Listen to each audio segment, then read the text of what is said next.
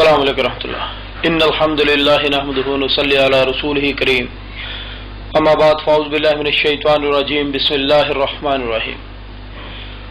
One belt one road project شاید یہ ہماری دنیا کی تاریخ کا سب سے بڑا پروجیکٹ ہے۔ ہماری دنیا کی نون ہسٹری میں اتنا بڑا پروجیکٹ آیا ہی نہیں، نہ امریکہ نے پیش کیا، نہ برطانیہ نے پیش کیا، نہ نیپولین نے پیش کیا، نہ فرعون نے پیش کیا، نہ نمرود نے پیش کیا۔ ہماری نون ہسٹری میں اتنا بڑا معاشی پروجیکٹ نہیں آیا۔ بہت بڑے بڑے انالائزر سے گیم چینجر کہہ رہے ہیں کہ یہ بازیاں الٹ دے گا۔ ہماری دنیا کی بیشتر آبادی شاید ابھی اسے صحیح طور پر سمجھ ہی نہیں پائی، اور جو سمجھ گئے ہیں وہ خوشی سے یا خوف سے تھر تھر کانپ رہے ہیں۔ ماہرین بتا رہے ہیں کہ it's a untold new world order, یہ غیر اعلانیہ نیو ورلڈ آرڈر ہے۔ یہ لاکھوں کلومیٹر لمبی motorways, high speed railways, logistics ports اور درجنوں بندرگاہوں کا ایک مربوط نظام ہے جو ہماری زراعت، ہماری صنعت، ہماری تجارت، ہماری انویسٹمنٹ، ہماری پروڈکشن اور ترسیل کا شاہکار ہوگا۔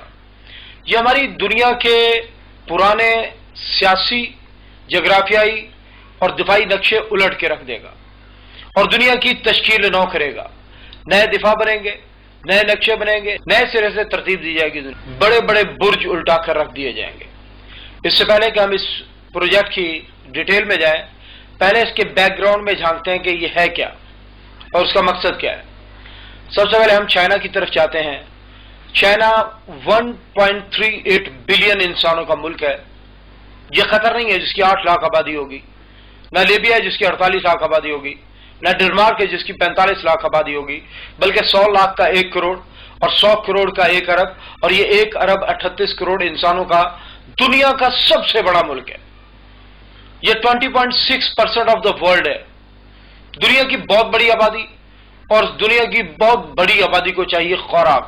دنیا کی سب سے بڑی خوراک اسے چاہیے، اور اس خوراک کو حاصل کرنے کے لیے دنیا کا سب سے بڑا ذریعہ روزگار انہیں چاہیے، اور اس مقصد کے لیے دنیا کی سب سے بڑی انڈسٹری ان کے پاس ہے، جہاں سینکڑوں نہیں، ہزاروں نہیں، بلکہ لاکھوں انڈسٹریاں موجود ہیں، اور یہ ان انڈسٹریوں میں کام کرتے ہیں اور روزگار حاصل کرتے ہیں۔ آپ کی سوئی، آپ کی موم بتی، امریکہ کی سیٹلائٹس کو خلا میں چھوڑ کے آنے کا کام بھی یہی چائنا کی کمپنیاں کرتی ہیں۔ اور جب یہ پوری دنیا کی سب سے بڑی انڈسٹری ہے، اس انڈسٹری سے پیدا ہونے والی پروڈکشن ایک بہت بڑی مارکیٹ بن جاتی ہے، منڈی بن جاتی ہے۔ آپ جانتے ہیں آپ کے علاقے میں 2-4 دکانیں کھل جائیں، پہلی دکان 10 روپے کا مال دے رہی ہے تو دوسری دکان 9.5 کا مال دے گی، تیسری 9.25 کا دے گی، چوتھی 9 کا دے گی، یعنی کہ مارکیٹ اپنی کم ترین سطح پر آ جاتی ہے اور وہ چیپسٹ منڈی بن جاتی ہے، سب سے سستی منڈی بن جاتی ہے۔ اور اسی لحاظ سے چائنا دنیا کی سب سے سستی منڈی بن چکا ہے۔ پوری دنیا کے تاجر چائنا کا رخ کر رہے ہیں۔ جیسا کہ میں نے آپ کو بتایا کہ اس بہت بڑی پروڈکشن کے لیے بہت بڑی انڈسٹری ہے، اور اس بہت بڑی انڈسٹری کو رن کرنے کے لیے چائنا کو چاہیے تیل۔ چائنا اس وقت 1 کروڑ بیرل ڈیلی سے زیادہ تیل کنزیوم کر رہا ہے، اور اس طرح یہ دنیا کا سب سے بڑا آئل امپورٹر ہے۔ کبھی وقت تھا کہ امریکہ دنیا کا سب سے بڑا آئل امپورٹر ہوا کرتا تھا، لیکن اب چائنا 40 لاکھ بیرل چائنا کے اندر سے تیل نکل رہا ہے، اور 60 لاکھ بیرل تیل چائنا باہر سے امپورٹ کر رہا ہے۔ ہم مارکیٹ میں پروجیکٹر لینے کے لیے گئے، انہوں نے کہا یہ پروجیکٹر 80,000 کا آپ کو ملے گا، یورپ سے ڈیلیور کرائیں گے، اچھی کوالٹی کا ہے۔ میں نے کہا یہ تو مہنگا ہے۔ انہوں نے کہا جی ہاں، ایک اور طریقہ ہے، ہم ہانگ کانگ سے آپ کو ڈیلیور کروا دیتے ہیں، چائنا کا بنا ہوا، یہی پروجیکٹر آپ کو 43,000 میں پڑ جائے گا۔ میں حیران ہوا، میں نے کہا چائنا کا 2 نمبر ہوگا، اتنا سستا؟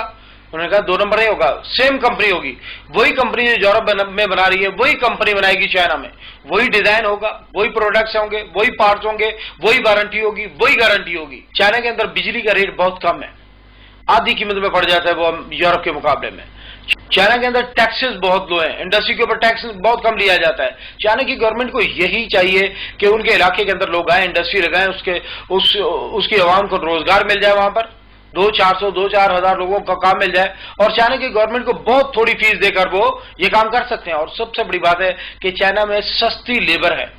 اگر یورپ کے اندر ایک بندہ 1,80,000 روپے میں جو کام کرتا ہے، چائنا میں وہی ورکر وہ 60-70 ہزار میں کام کرنے کے لیے تیار ہو جاتا ہے، یعنی کہ آدھی سے بھی کم قیمت لیبر کی ہے، آدھی سے بھی کم قیمت بجلی کی ہے، ٹیکس ریٹ بہت لو ہے، اور ان کو وہی مال آدھی سے بھی کم قیمت میں پڑ جاتا ہے، اور وہ آدھی قیمت میں دے دیں تو ان کو بارے میں پڑتا ہے۔ اور اس طرح پوری دنیا کی انڈسٹری چائنا میں شفٹ ہو رہی ہے۔ چائنیز یہ پروڈکشن کرتے ہیں، ڈبوں میں بند کرتے ہیں، کنٹینروں میں بند کرتے ہیں اور آگے ترسیل کر دیتے ہیں۔ چائنیز پوری دنیا کے لیے پروڈکشن کر رہے ہیں، امریکہ کے لیے، یورپ کے لیے، افریقہ کے لیے، عربیہ کے لیے، ایشیا کے لیے، آسٹریلیا کے لیے، پوری دنیا کے لیے پروڈکشن کر رہے ہیں، اور وہ مال پروڈیوس کرنے کے بعد ڈبوں میں پیک کرنے کے بعد کنٹینروں میں بند کرتے ہیں۔ اور دنیا کی سب سے بڑی شپنگ پورٹ امریکہ میں نہیں ہے، سنگاپور میں نہیں ہے، بلکہ دنیا کی سب سے بڑی شپنگ پورٹ چائنا کے اندر شنگھائی میں ہے۔ اور صرف یہی شنگھائی کی بندرگاہ نہیں، بلکہ دنیا کی 10 بڑی شپنگ پورٹس میں سے 7 بڑی شپنگ پورٹس چائنا کے اندر ہی ہیں، جو پوری دنیا کو یہ مال سپلائی کر رہی ہیں، جہاں ہر گھنٹے میں سینکڑوں کنٹینر ڈسپیچ ہو رہے ہیں پوری دنیا کے لیے۔ چائنا نے اس ترسیل کو مستقل بنانے کے لیے، نان سٹاپ بنانے کے لیے ایک منصوبہ تشکیل دیا ہے، جس کو میری ٹائم سلک روٹ کا نام دیا گیا ہے، اور یہ چائنا کی بندرگاہ سے چلتا ہے، شیڈن سے انڈونیشیا، اس کے بعد ملاکا لیک سے ہوتا ہوا یہ سری لنکا کی بندرگاہ، اس کے بعد کلکتہ، گوادر، دبئی، خلیج فارس کے اندرونی ریاستیں، اس کے بعد یہ یمن کے ساحلوں سے ہوتا ہوا آگے جاتا ہے، نہر سوئز کراس کرتا ہے مصر سے، اور نہر سوئز کراس کرنے کے بعد یہ ایتھنز کی بندرگاہ اور باقی یورپ کی بندرگاہوں میں جاتا ہے۔ نہر سوئز بننے سے پہلے یہ رستہ تھا 20,000 کلومیٹر کا، جو کہ بہت طویل اور بہت مہنگا تھا۔ نیپولین نے مصر کو کاٹا، نہر سوئز نکالی اور نہر سوئز کو ملا دیا میڈیٹرینین سی سے، یورپ کو عربیہ کے ساتھ ملا دیا اس نے، اور یہ راستہ بہت چھوٹا ہو گیا۔ اسی راستے سے 40 لاکھ بیرل تیل روزانہ گزرتا ہے۔ یہی یمن کے ساحلوں سے آگے افریقہ کی دوسری بندرگاہوں تک یہ راستہ جاتا ہے، اور چائنا نے 1 بیلٹ 1 روڈ کا نام دیا، یعنی کہ ایشیا، افریقہ، عربیہ، یورپ یہ ایک ہی پٹی پر واقع ہے اس نے کہا۔ اور اس کے لیے ایک اور منصوبہ، 4000 سال پہلے دنیا کے نقشے پر ایک سڑک موجود تھی جس کو شاہراہ ریشم کہا جاتا تھا۔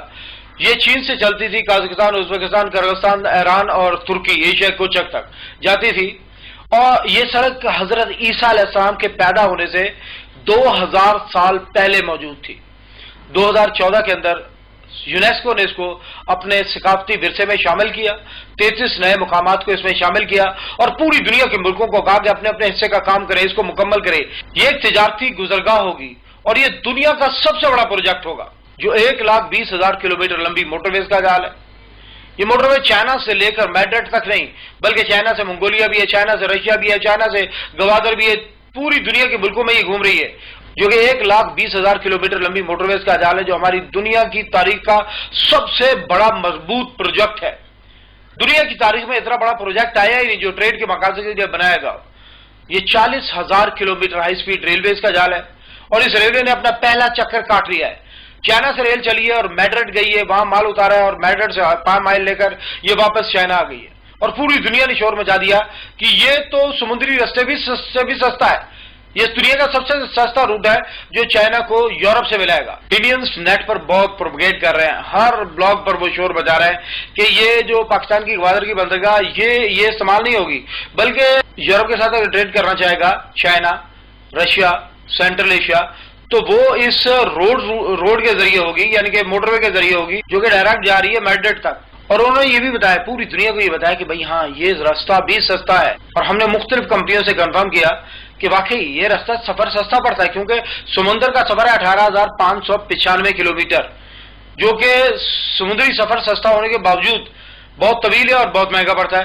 اس کے مقابلے میں ٹرین کا سفر 10,700 کلومیٹر ہے، جو کہ سستا پڑ جاتا ہے۔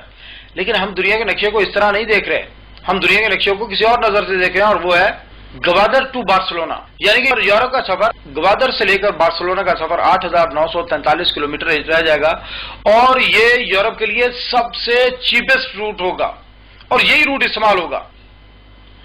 لیکن اب سوال یہ پیدا ہوتا ہے کہ کیا یہ روٹ جو ہے گلوبل ٹریڈ کے لیے کافی ہوگا؟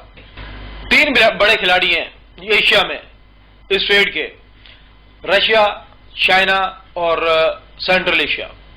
چائنا کی اپنی بہت بڑی پروڈکشن ہے اور بہت بڑا آئل کا کنزیومر ہے، یعنی کہ وہ بہت بڑی منڈی ہے۔